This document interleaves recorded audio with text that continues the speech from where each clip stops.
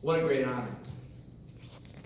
As I look out at all of you, and I know all the great people that have been associated with WSDP over 45 years, and for someone to consider that perhaps I can even come close to being deserving of this kind of honor,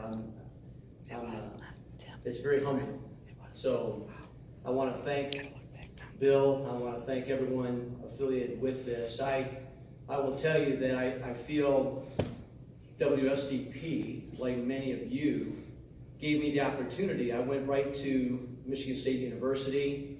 I remember John Seidelman, who also was like another father to me. I remember preparing my audition tapes, sending them up to every radio station in the Lansing area. John Seidelman and Jeff Cardinal said, "You can do this." So I put the audition tape together, and shortly before I went to Michigan State, I received a phone call from WKAR in their sports department, and they wanted to hire a student to be in their sports department, which involved radio and television, one student. So here I was given the opportunity as a freshman to be the only student at a professional radio and TV station at Michigan State University. That would not have happened without WSDP. I went on and worked there. I did sports, did all kinds of morning shows, afternoon shows. I was fortunate to interview the Judd Heathcotes and the Magic Johnsons, and I didn't realize just how fortunate I was, to be quite honest. But my senior year at Michigan State University, what happened is my boss, who had been at WKR for a long time, Jim Adams, was told that he was no longer needed as the voice of Michigan State sports. Michigan State was growing so fast and so popular that a lot of commercial entities were coming in and competing for that work. And so my boss, Jim Adams, was told that he was no longer needed as a play-by-play person. That was my senior year at Michigan State. That left a very bad taste in my mouth. And even though I had great experiences and I just decided, you know what, maybe I need to go in a different direction. I was pretty upset and frustrated. I started to work for the Detroit Pistons in a sales capacity, making $50 a week. Kelly Tripucka, Isaiah Thomas had just started with the organization. They were just starting to turn things around. I had to live at home with my parents.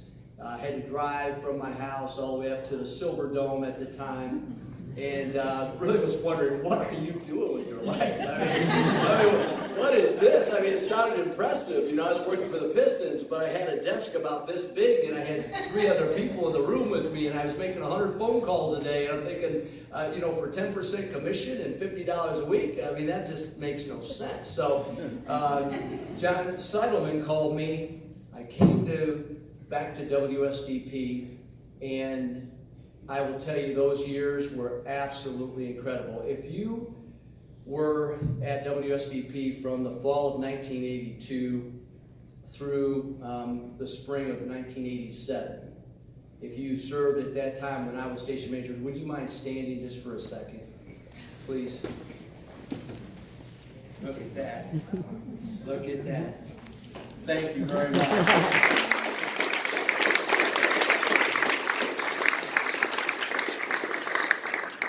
This award is really your award. It's not my award. You are so talented. I was blessed to be able to be a part of your life. Every day I would come to school, and it would be exciting because I'd have this opportunity to be around these great people. I mean, what a great honor that was for me. And if I had at all an impact on you in any way, that's outstanding, but I'm telling you, your success is yours. You brought it to the table every day. You did tremendous things while you were there as part of that. I mean, just coming back tonight and being able to revisit, it was almost like we've never been apart. And that is an incredible testimony, I think, to the importance of relationships. And, you know, I could talk all night, you don't want me to. So, but My wife is back there. My wife Carla is here, and she's been a tremendous influence. Tim McGuire is back there. He's telling me to wrap up. It's time to wrap up. Not quite to that point, though. But at the end of the day, if you think about it, a lot of people stayed in broadcasting in some capacity, and many of us have moved on to other things. But the skills that WSDP provided to us, the ability to read, and to write, and to speak, and to listen, and to be able to establish relationships with one another has been invaluable. It's definitely been priceless. And WSDP, I was lucky to be here as a student. I was incredibly honored to be a station manager. To have an award as a distinguished alumnus is something that's very humbling for me. And Bill Keith, you were one of my students. And the fact that you have now been in that role as station manager, there have been a lot of great people that have come through there, but you've been a rock. You've been a rock for this station, and Bill Keith deserves a lot of credit. So thank you for the first 45 years, and I also look forward to the 50th anniversary. Thank you.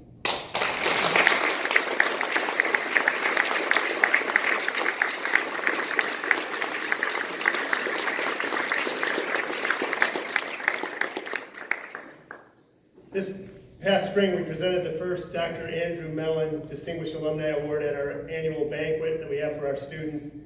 Our first honoree was June Kiercutter. June was an obvious choice for the award. She's been successful in her career, helping businesses with communication, including founding her own company, the Juniper Group. June continues to give back to the station. Remember, we had her speak to our first group of students that were getting letters and radio.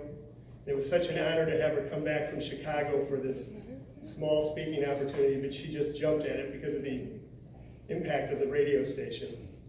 She was also one of the first people I thought of when we were starting an advisory group back in 2011, and she served on it ever since. She's also a driving force behind our vinyl recall exhibit that opened last night at the Plymouth Arts and Recreation Complex. And it wouldn't exist without the energy and the passion that she's brought to it. June has been incredibly generous with her time and financial gifts to the station, and we're honored that June is the first recipient of the Dr. Andrew Melon Distinguished Alumni Award, and I'd like to have June come up and say a few words.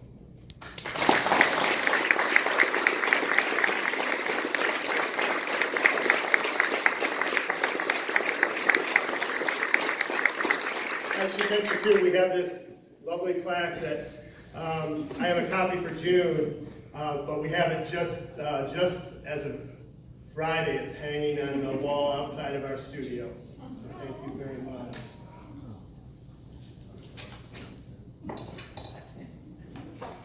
Thank you, Bill. Thank you, Andy.